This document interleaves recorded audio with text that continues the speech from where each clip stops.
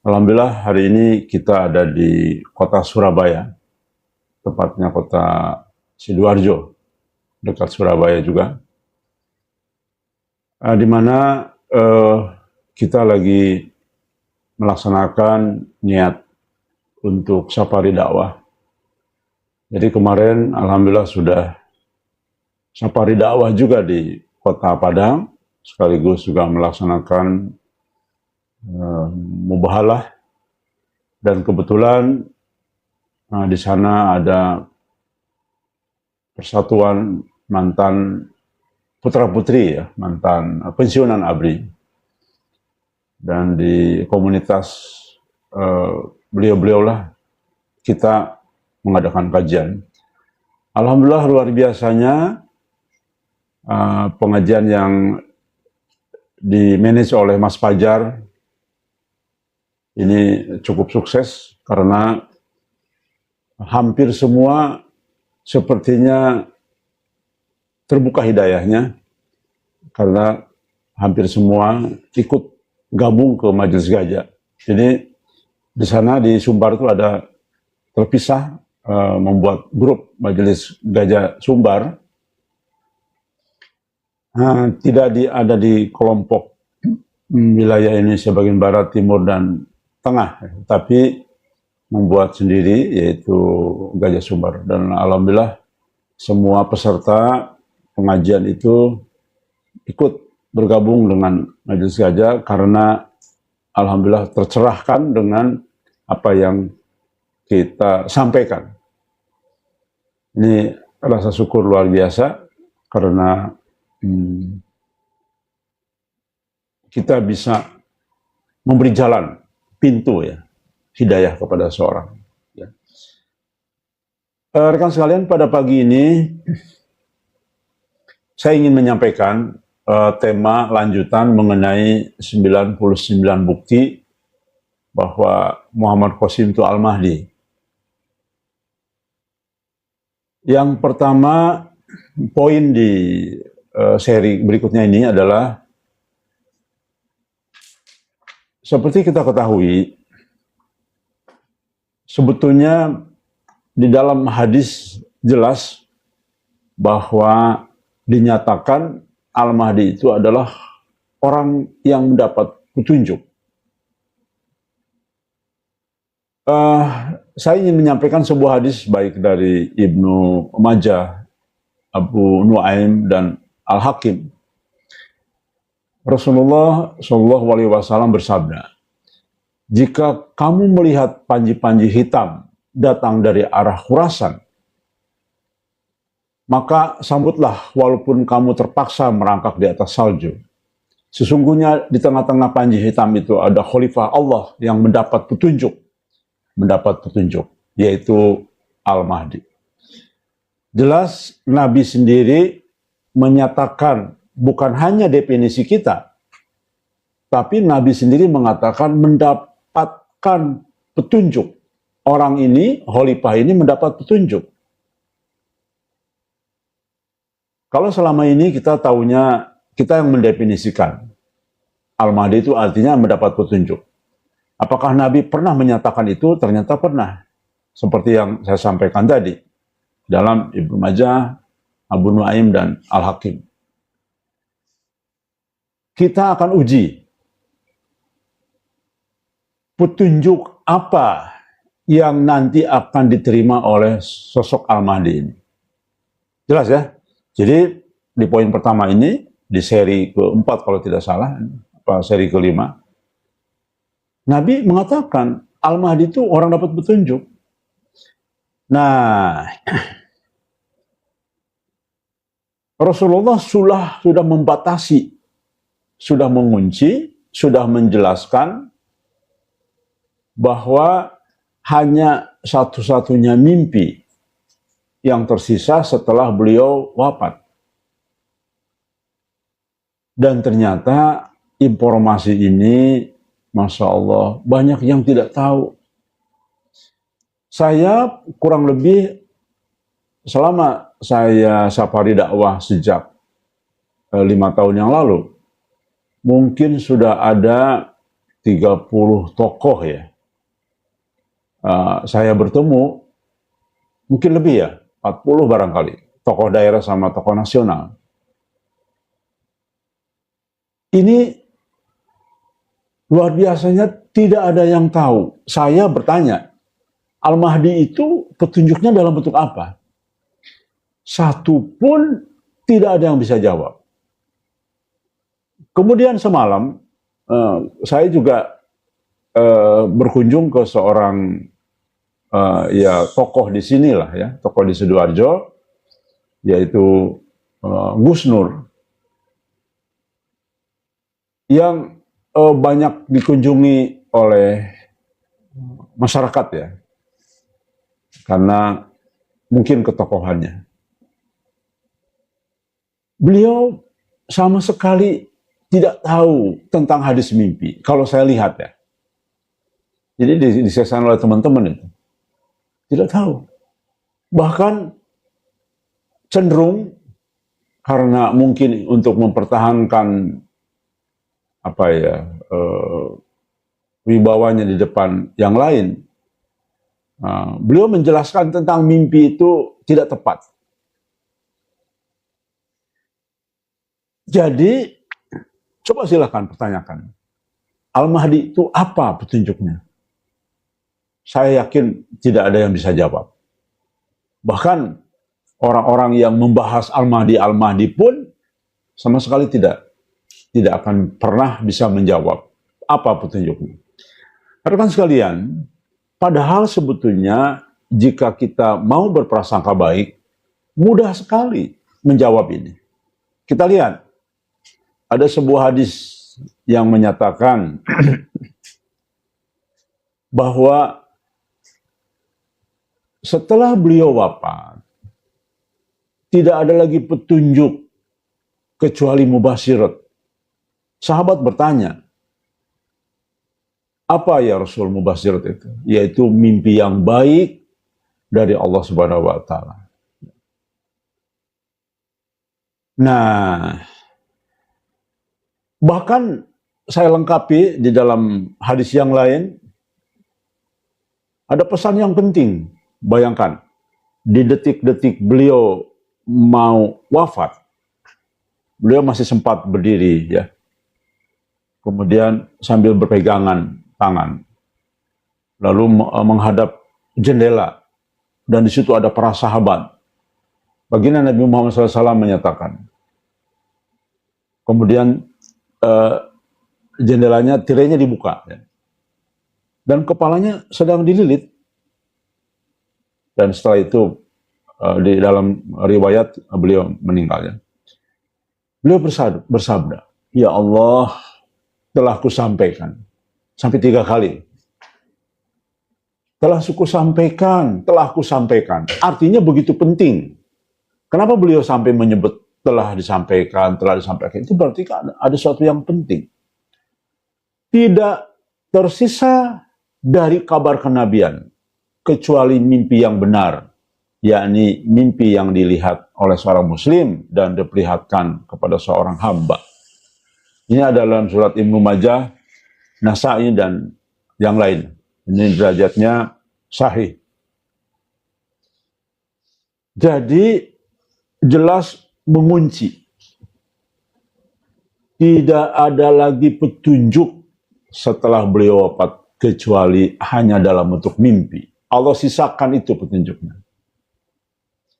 Berarti kami Majelis Gajah sudah bisa memastikan berdasarkan hadis, berdasarkan apa yang Nabi sampaikan, pasti kalau kami. Silakan tanya ke Ujmah, Ustadz Julfi Ali. Silakan tanya ke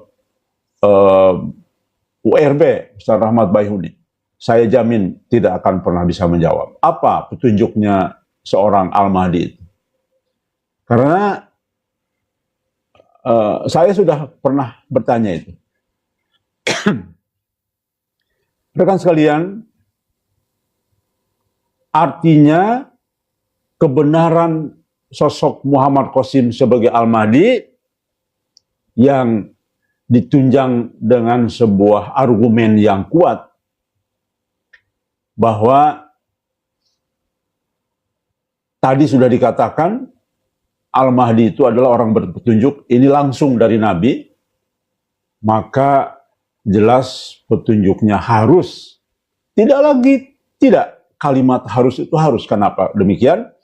Karena Rasulullah sudah mengatakan tidak lagi tersisa petunjuk setelah beliau wafat, kecuali dalam bentuk mimpi. Jadi pasti dengan hadis ini, apalagi derajatnya sahih ini, pasti tidak ada lagi kecuali dalam bentuk mimpi. Karena beliau sudah mengatakan hanya dalam bentuk mimpi petunjuk setelah beliau wafat. Jadi saya kira poin pertama ini menunjukkan kebenaran bahwa Muhammad Qasim adalah Al-Mahdi. Lalu pertanyaannya, loh kan banyak yang mimpi.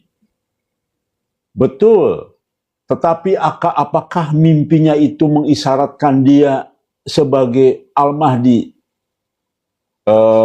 yang akan dibayat di Mekah nanti sebagai Imam Mahdi nantinya? Itu pertanyaannya. Sama dengan saya ketemu dengan Ustadz siapa namanya, dokter apa tuh? Buya Raji, ya? Buya Raji. Beliau dengan sombongnya mengatakan, saya pun bermimpi, tapi kan bukan Imam Mahdi. Ya semua juga menjawab demikian. Kenapa? Karena banyak orang juga bermimpi. Tapi bukan soal banyak mimpinya, namun lihat mimpinya apakah itu sebagai takdir, dia sebagai nantinya Imam Mahdi atau bukan, itu yang terpenting. Nah, Muhammad Qasim alhamdulillah bermimpi yang semua takdirnya adalah sebagai Imam Mahdi nanti. Nah, saya kira ini bab pertama yang ingin saya sampaikan di dalam bukti bahwa 99 bukti Muhammad Qasim sebagai Al-Mahdi. Poin kedua, saya ingin menyampaikan ciri-ciri petunjuk yang penting selain daripada fisik. Jadi poin kedua dari seri berikutnya ini, apa bukti bahwa Muhammad Qasim adalah sosok Al-Mahdi yang kita tunggu, yang umat Islam tunggu.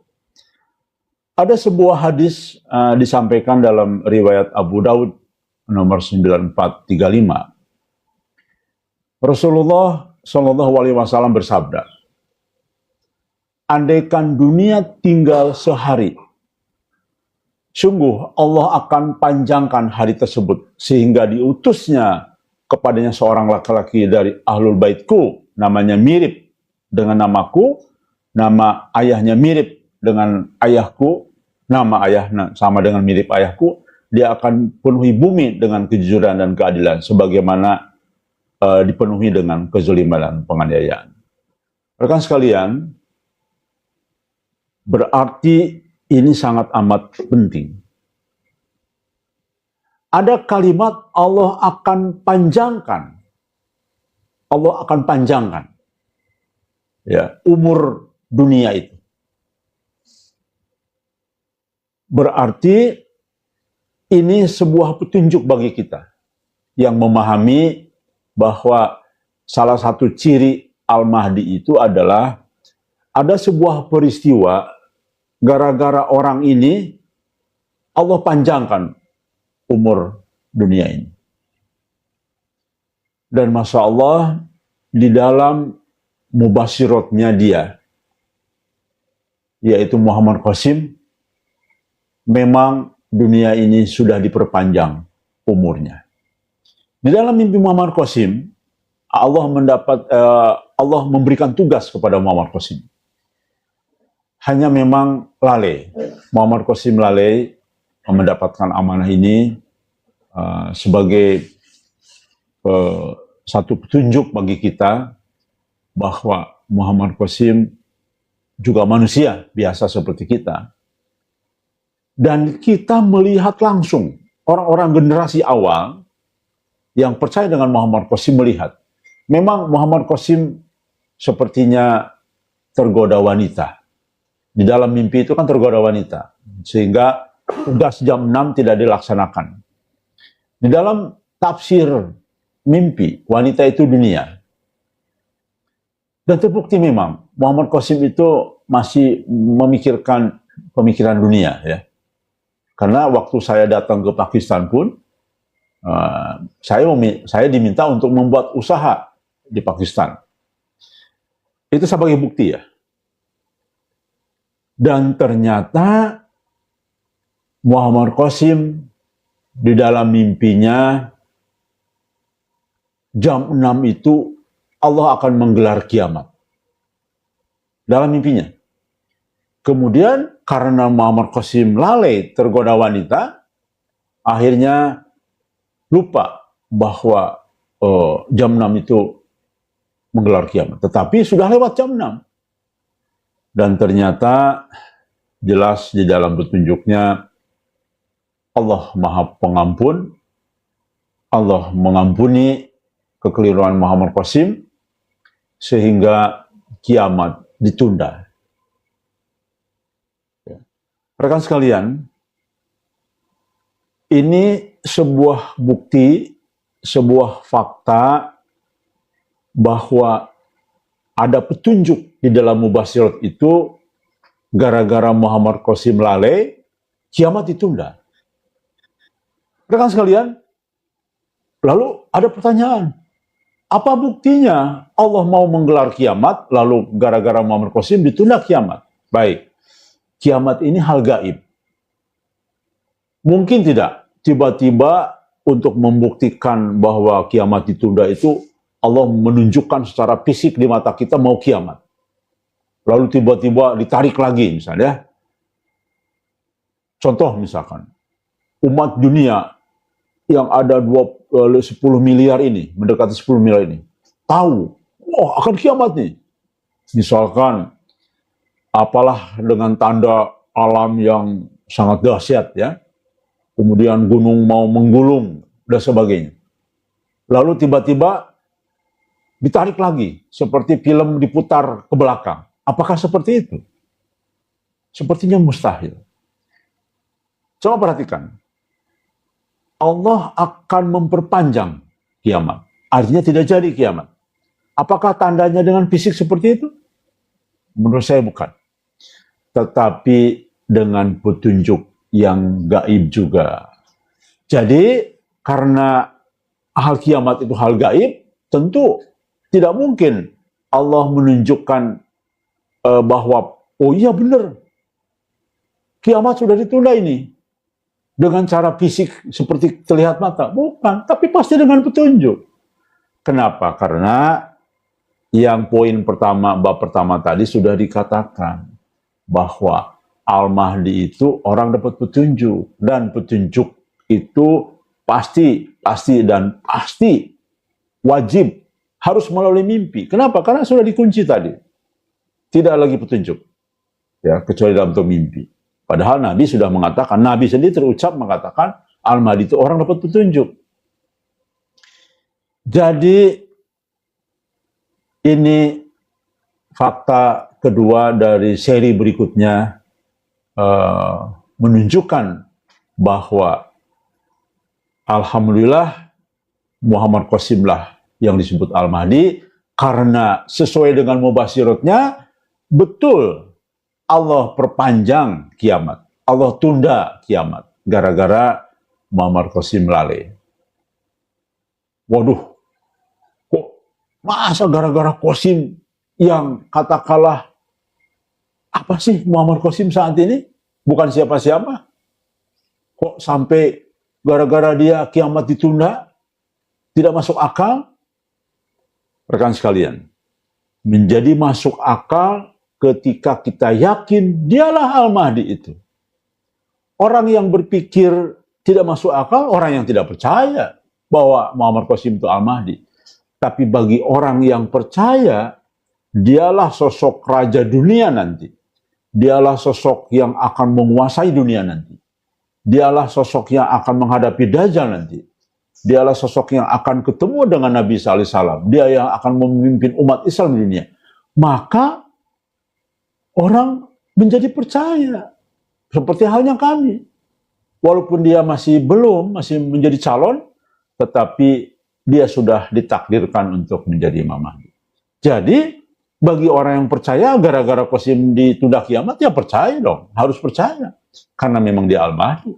Sosok yang akan memimpin dunia. Saya kira itu rumusnya. Karena sudah ada memang tulisan dari LPPI, kalau tidak salah ya. Masa gara-gara Qasim kiamat ditunda? Ya karena Anda tidak percaya di Al-Mahdi. Ya pastilah. Sama dengan Anda sebagai ahlul kitab di zaman Nabi. Apa yang disampaikan oleh Nabi pasti tidak dipercaya. Bahwa Nabi itu sebagai Nabi terakhir tidak akan dipercaya, malah dilecehkan. Malah yang ada dihina, difitnah, dan sebagainya. Jadi bagi kita tidak aneh. Baik, saya kira ini poin kedua dari tema berikutnya ini, 99 fakta Muhammad Qasim adalah Al-Mahdi. Ya. Rekan sekalian, saya ingin menyampaikan poin berikutnya, berarti poin ketiga ya, dari lanjutan tema ini. Ada satu hal yang menarik.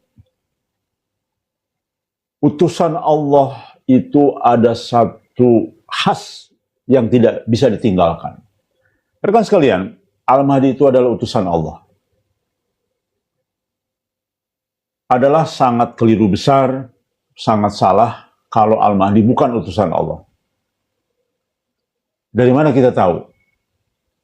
Bahwa Al-Mahdi itu Allah yang berkehendak, ditunjuk. Bukan hasil pemilihan masyarakat. Al-Mahdi itu bukan hasil dari pemilihan tokoh dunia. Seperti halnya Paulus. Itu kan dipilih oleh para kardinal. Ketua MUI dipilih.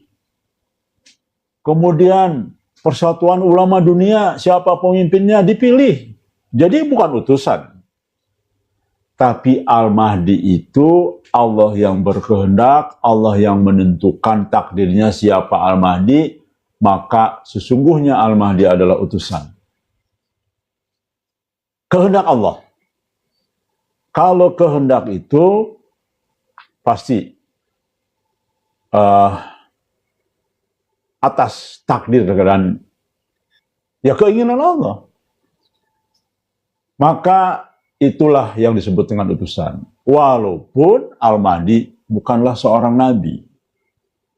Walaupun Al-Mahdi bukanlah seorang rasul. Rekan sekalian, mungkin teman-teman barangkali agak kaget nih kalau saya kasih tahu. Ada sebuah kitab, saya lupa ya. Ini sekedar tambahan saja. Nabi itu, ciri-ciri Nabi itu, petunjuknya hanya dalam bentuk mimpi. Jadi, ada berapa ratus Nabi itu? Berapa ratus Nabi? Ya? 124.000 ya, Nabi ya. Kalau tidak salah. Itu ternyata ada kitab ya. Saya lupa kitab apa itu ya. Tapi ini memang dari ulama besar nih. Itu Nabi itu ternyata wahyunya dalam bentuk mimpi. Ini menarik nih, mirip-mirip. Berarti mirip-mirip Al-Mahdi nih. Sedangkan Rasul wahyunya dari malaikat Jibril langsung tambahannya. Dan berbagai macam jenis wahyu yang lainnya yang diterima oleh seorang Rasul. Nah, jadi ini sebagai tambahan saja ya. Rekan sekalian, ada satu ciri khas yang ini menambah keyakinan tentang Muhammad Qasim adalah Al-Mahdi, yaitu yang disampaikannya sama persis dengan para nabi dan rasul terdahulu. yaitu persoalan tauhid. Bahwa kita sudah paham betul hadis-hadis tentang terpecah belahnya umat Islam. Dan itu banyak beberapa kitab mengatakan, terutama di dalam konteks tauhid, terpecah belah. Ya. Bahkan benar-benar banyak isyarat hadis-hadis Nabi bahwa nanti itu penuh dengan banyak kesyirikan dan sebagainya. Zaman kegelapan dan sebagainya. Dan ternyata di luar dugaan kita. Ini tidak ada yang menduga loh. Tidak ada satupun para ustadz akhir zaman saat ini bahwa dakwah Al-Mahdi itu, petunjuk Al-Mahdi itu yang utama adalah memberantas kesyirikan. Itu kita tidak pernah dengar. Dan ternyata secara mengejutkan Muhammad Qasim yang notabene-nya adalah orang biasa yang tidak paham tentang tauhid sesungguhnya, karena dia tidak pernah belajar. Tetapi mimpinya yang utama adalah masalah tauhid. Saya akan bacakan ya, salah satu mimpinya nih. Allah berkata kepada Muhammad Qasim dalam mimpinya. Allah berkata di balik tabir ya. Qasim, semenjak aku ciptakan dunia ini dan bumi ini belum pernah dipenuhi oleh syirik seperti zaman ini sebelumnya. Tuh, bayangkan. Ini kalimat ada dua hal yang harus kita jabarkan di sini ya. Pertama tadi, ternyata Muhammad Qasim itu mempunyai misi ketika beliau sudah memimpin dunia. Atau memimpin dimulai dari Pakistan dulu ya.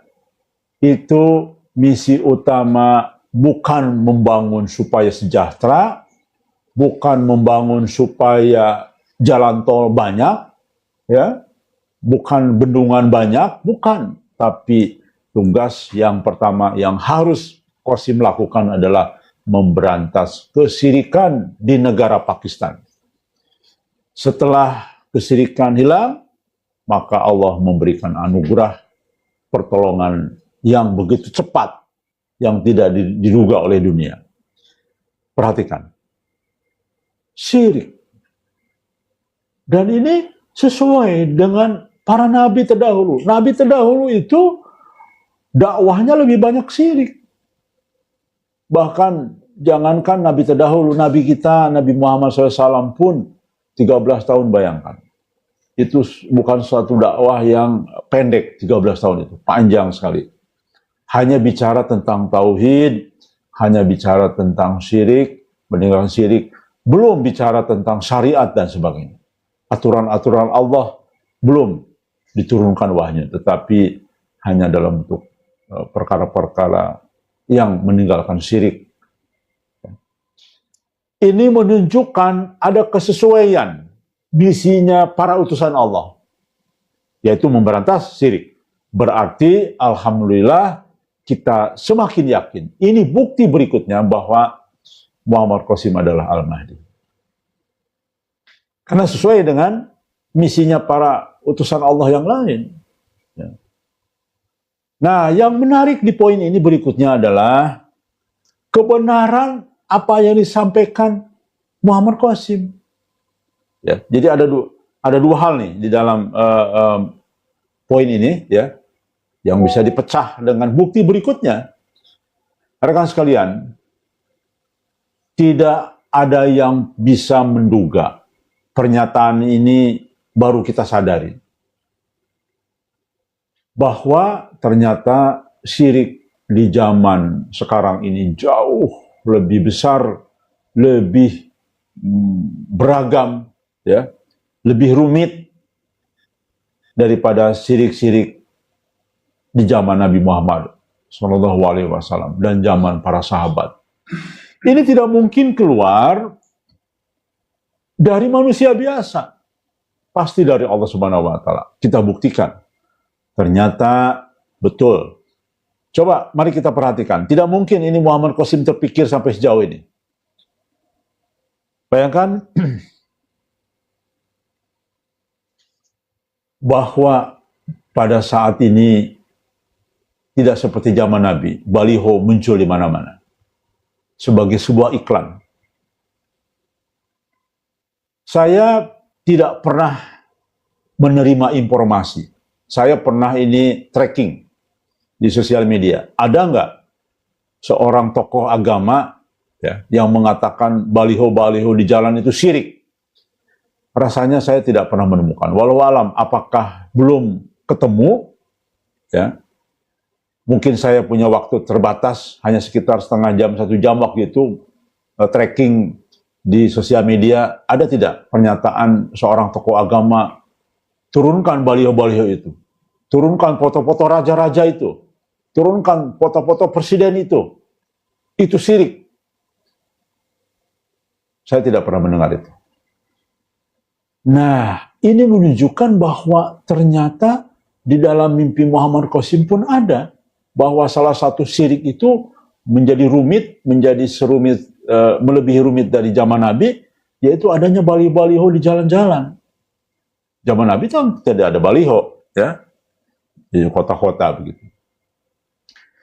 Nah, ini satu contoh. Yang berikutnya, adanya syirik yang sulit dicegah. Rekan sekalian, kami di Majelis Gajah di Bukit Lebah, itu setiap kali membeli buku tulis untuk anak-anak didik kami di sana, sulit mencari buku-buku yang tidak ada bergambar makhluk. Banyak sekali gambar-gambar makhluk hidup.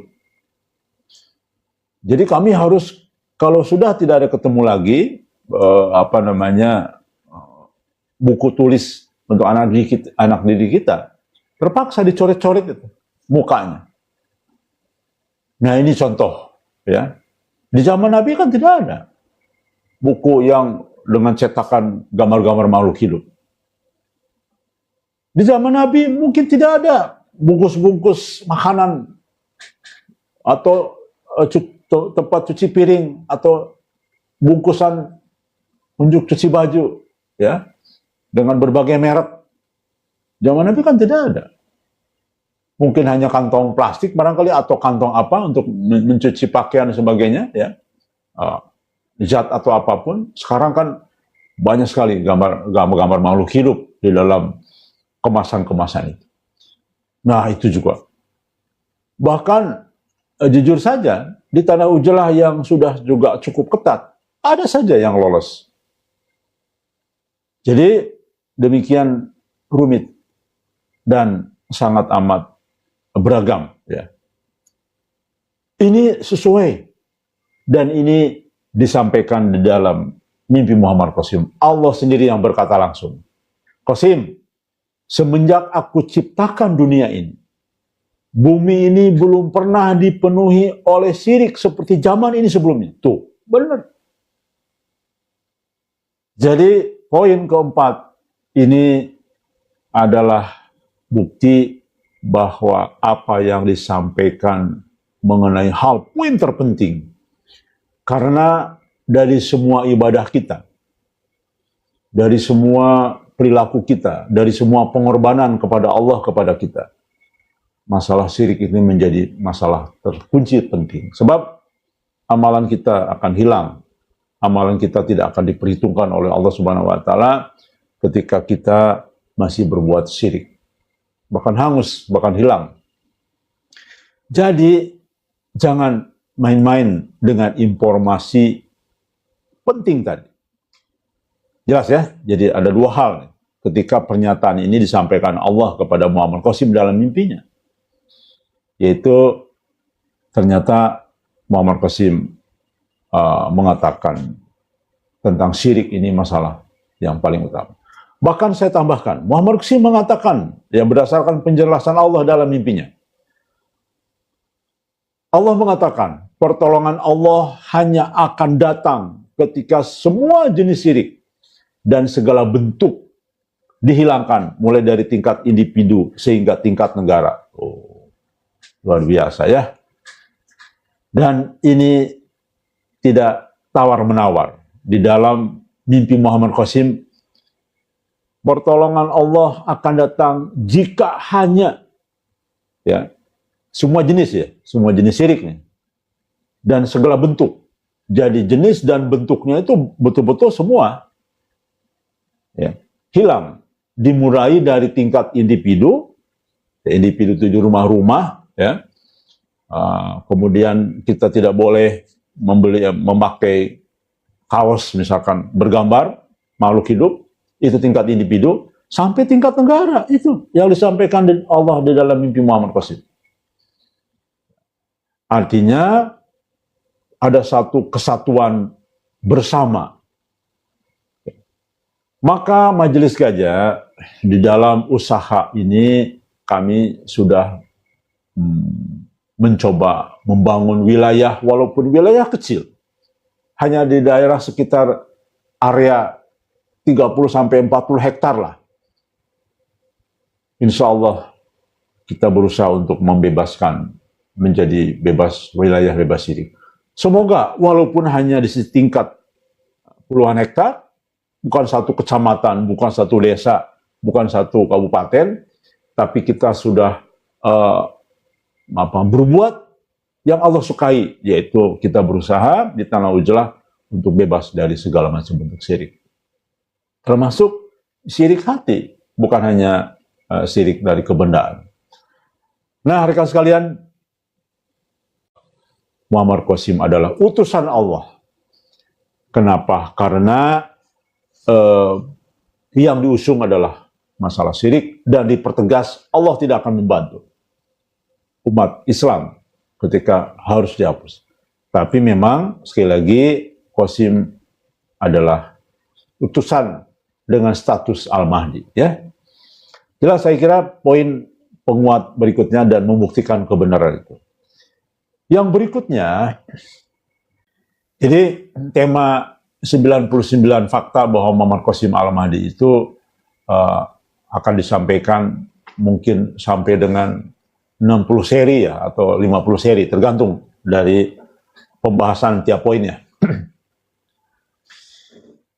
Rekan sekalian, mimpi yang benar sebagai petunjuk itu harus ada 3 unsur yang diterima oleh Al-Mahdi. Karena ternyata memang fungsi dari mimpi itu di dalam banyak hadis tentang mimpi yang disampaikan oleh baginda Nabi Muhammad SAW harus mengandung 3 unsur, yaitu kabar gembira, peringatan, dan petunjuk. Saya tidak mungkin membacakan satu persatu, begitu banyak sekali mimpinya. Tapi bagi mereka yang sudah membaca mimpi Muammar Qasim, sangat jelas kabar gembiranya banyak, yaitu contohlah umat Islam akan mulai menguasai dunia. Umat Islam akan mampu menghadapi hegemoni Barat. Umat Islam akan menjadi orang yang nanti makmur dan justru di atas bangsa-bangsa lain. Dan umat Islam akan mulai bahagia dengan ketemunya munculnya Nabi sallallahu alaihi wasallam dan sebagainya. Kabar-kabar gembira. Ya. Itu banyak sekali mimpinya Muammar Qasim. Peringatan pun ada. Muammar Qasim juga mungkin hampir setengah mimpinya banyak peringatan tentang Dajjal sebentar lagi akan muncul. Dajjal sudah di level 1. Kemudian akan terjadi musibah-musibah dan azab Allah. Kemudian akan segera terjadi malhamah kubro yang memakan begitu banyak korban. Itu peringatan-peringatan, isinya banyak. Dan petunjuk. Nah ini. Bahkan kita baru memahami salah satu petunjuk yang Al-Mahdi sampaikan yang sangat amat penting adalah tadi, poin yang sebelumnya, yaitu memberantas kesyirikan. Dan ternyata syirik itu ada di mana-mana, bahkan sekarang kita mulai paham. Foto yang dipajang di rumah-rumah sebagai suatu kelumrahan budaya kita, ya budaya dunia, itu adalah ternyata bentuknya bagian dari syirik. Kita sudah mulai paham bahwa emoji yang kita kirim dalam bentuk makhluk hidup, kepala makhluk hidup, itu juga bagian dari syirik. Jadi, mimpi Muhammad Qasim petunjuk. Ya, memastikan di antara perbedaan pendapat ulama itu mana yang benar.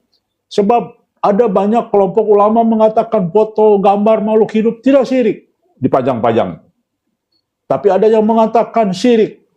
Nah, petunjuknya mana? Mimpi Qasim menjelaskan. Ternyata semua makhluk hidup yang dipajang, ya, di rumah, di jalan, atau dimanapun, itu adalah bentuk syirik yang memang harus diberantas. Nah, itu petunjuk. Jadi lengkaplah apa yang dibawa oleh Muhammad Qasim sebagai orang yang jelas Nabi katakan tadi, yaitu orang yang mendapat petunjuk, dan Nabi sudah mengatakan mengunci dari awal petunjuk dari Allah. Setelah aku wafat tidak ada lagi kecuali bentuk mimpi. Kemudian di dalam mimpi, hadis-hadis mimpi dijelaskan bahwa mimpi itu harus ada 3 unsur mimpi petunjuknya itu. Di dalam mimpi mubasyirat itu harus ada 3 unsur, yaitu petunjuk, kabar gembira, dan peringatan. Dan alhamdulillah isinya mimpi Muhammad Qasim itu memenuhi 3 unsur itu, bahkan sangat padat sekali. Tidak ada mimpi Qasim main-main, tidak ada mimpi Qasim itu hal-hal yang sifatnya tidak berguna. Semuanya adalah mimpi-mimpi petunjuk yang bisa diterjemahkan di dalam takwil-takwil mimpi. Dan itu sudah sangat sesuai dengan hadis-hadis akhir zaman. Bahwa tidak ada sosok di dunia ini, saat ini, silahkan cari, lacak. Silahkan, mari kita terbuka, cari. Di dunia ini sosok yang muncul yang bisa memenuhi kriteria-kriteria itu. Banyak sekarang bermunculan di Malaysia itu ya, orang Syiah. Inilah Al-Mahdi yang sesungguhnya. Tapi tidak ada satu informasi atau apapun petunjuk bahwa gara-gara dialah kiamat ditunda. Tetapi Muhammad Qasim sangat amat jelas ada sebuah petunjuk. Qasim, Allah akan menggelar kiamat jam 6 pagi, tetapi karena Qasim lalai dalam perjalanan tergoda wanita yang itu disimbolkan sebagai dunia, akhirnya kiamat ditunda. Dan itu sangat amat mengunci sebagai petunjuk yang tidak ada di dunia ini saat ini memiliki kisah riwayat petunjuk seperti tadi. Demikian.